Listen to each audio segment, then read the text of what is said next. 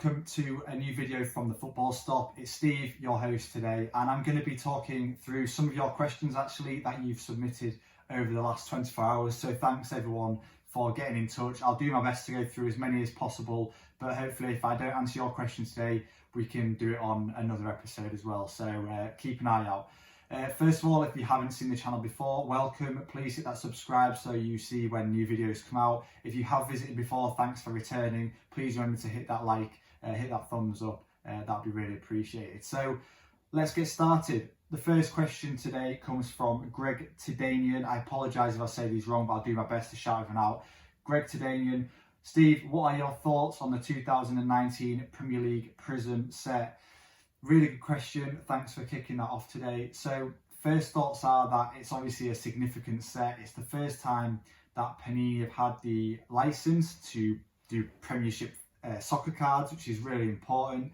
I've talked about this before in that it's a milestone, and I quite often look out for milestones when I am buying, investing, collecting cards. In the same way that Pokemon base set is now blown up, we may well see the first Prism collections for the Premiership blow up some way down the line. We've seen it with the 2014 Prism set, so there's nothing to say that it won't happen with the 2018 Prism Premier League set, given it's the first one. However, we need to be mindful that these obviously are going to be an annual update, so it'll be really interesting to see how the 2020 update affects the price of the 2019 collection, and so on and so on. Something that I think a lot of people are really conscious of with the 2019 Premier League Prism collection is the aesthetics of the cards. To be honest with you, the base in particular are not that attractive in my opinion. It's not the best design. I know a lot of other collectors, investors have said the same thing, and for that reason I'd err on the side of caution in terms of putting a lot of money into it. However, there are certain aspects of that collection that are really, really nice. The colour blasts in particular, in my opinion, are amazing cards. They're really attractive. I think it's basketball that have a similar Prism design, which are really popular, really quite expensive, highly sought after, and I wouldn't be surprised to see the colour blasts in particular taking off over the next few months and years. So if I was going to buy, I'd be buying the colour blasts and keeping an eye on them for sure. But yeah, one to watch definitely. I also quite like the gold prisms, the gold parallels that are in them. I've been collecting a few of them just because I think out of all the parallels, they're probably the best looking ones. And obviously you have that aspect of rarity in that they are numbered prints. So yeah, keep an eye out for them as well. But really interesting question. Thanks very much, Greg. The next question is from Dagger8 Card Guy. Dagger8. Is it better to purchase numbered cards or autographed cards? So I guess it depends what you mean by better. I think in America, if I'm right in saying this in particular, people tend to chase autograph cards a lot more than they do in Europe at the moment. It seems like that's just a cultural thing. In the UK, I wouldn't say that that's got quite the same traction at the moment for sure. If we're talking specifically about the value of a card now and in the future, then personally I would be opting for autographs over numbered cards. Again, going back to that aspect around rarity of product, I think people need to understand, and people don't understand probably, maybe this is something we can explore with Topps Panini going forward, is how difficult it is logistically and in terms of cost for card companies to get hold of autograph cards. I think people maybe are underestimating that challenge. Autographs from players are, one, not free for a lot of manufacturing companies. I think there's a charge that comes with that. And what makes it different to the likes of basketball and baseball in America, whereby everyone's in the same country and everyone's playing the same league, obviously there are multiple leagues across Europe, across the world, which makes it more difficult to get autographs from players because you effectively have to send cards away, get the player, or send stickers away, get the player to sign the sticker, and then send it back to the manufacturing company. And there's also issues and challenges with licenses. So it's a lot more difficult for autograph cards for soccer than it is for basketball and baseball. So for the reason of rarity and because of how difficult it is, I would definitely opt for autograph cards. But again, just my opinion. There's still it's still worth picking up the numbered cards for sure.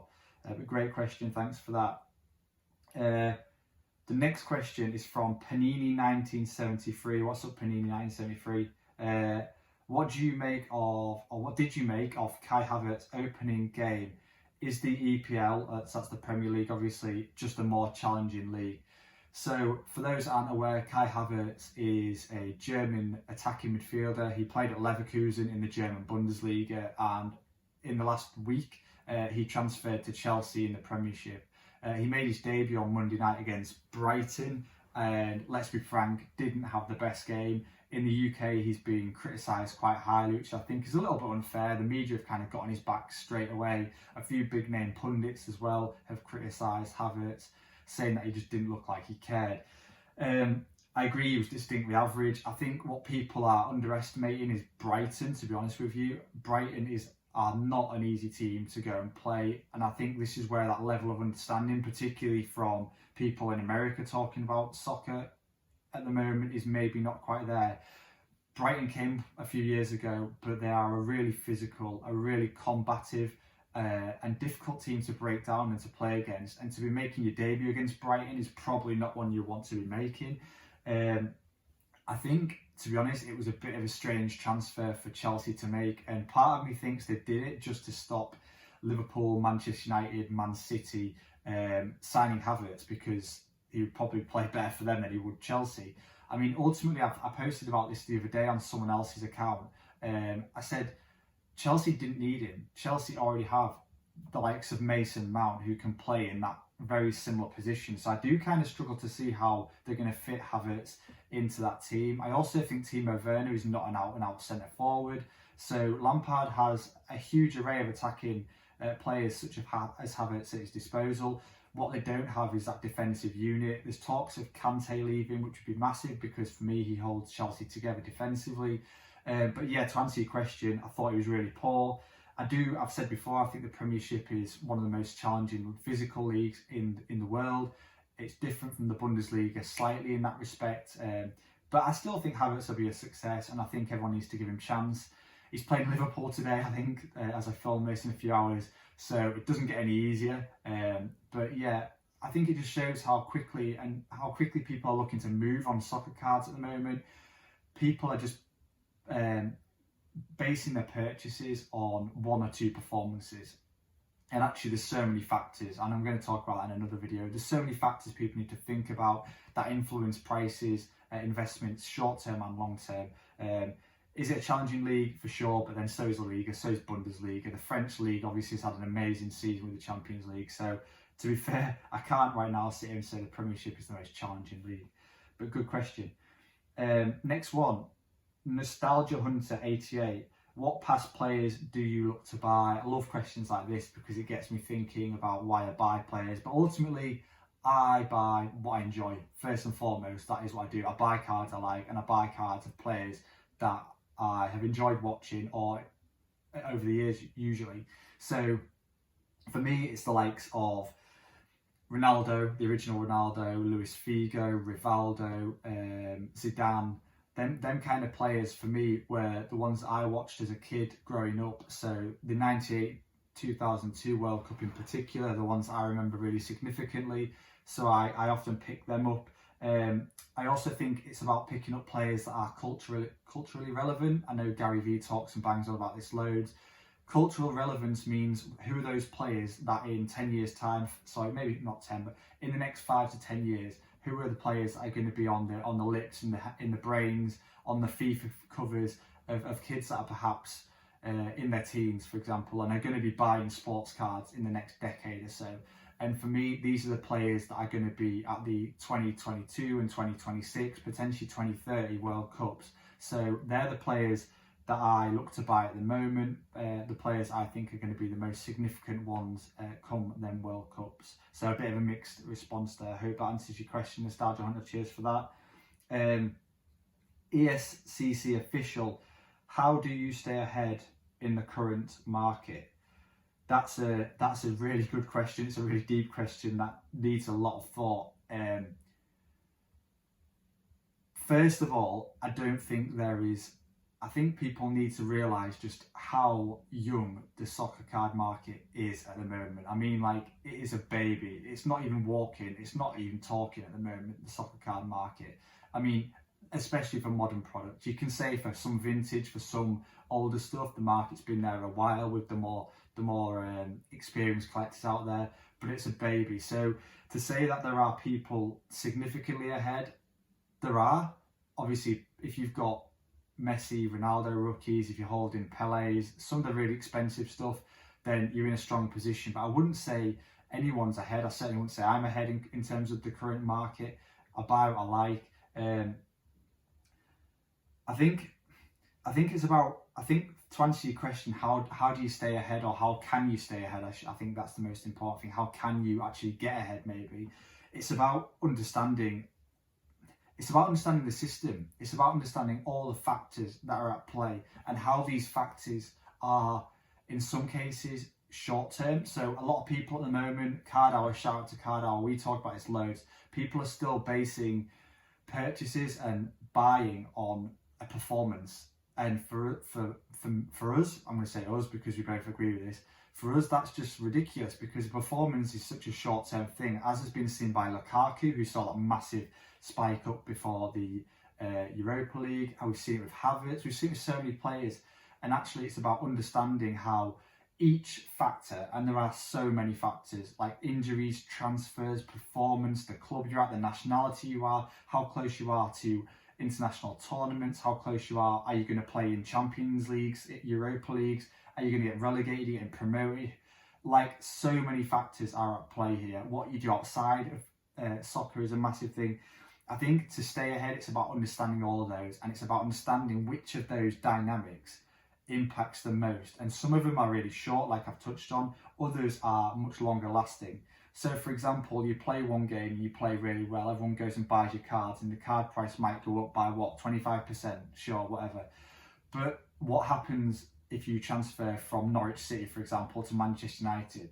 The lasting benefit to your card's value is probably going to be more sustained. So actually that's something that's more important, arguably, than one performance.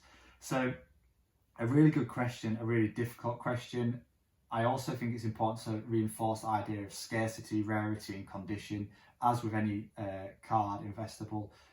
Really good question, difficult question to answer. I hope that's given you kind of some food for thought there. I know ESCC, great account, I really like it. Keep up the good work.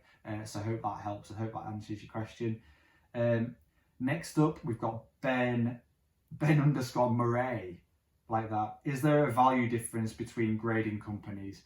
Again, I think that comes back to the fact that the soccer card market's so new, and again, especially for modern products. So I wouldn't say there is. I think at the moment, PSA definitely dominates, but then at the same time, there's this argument over a BGS 9.5 versus a PSA 10.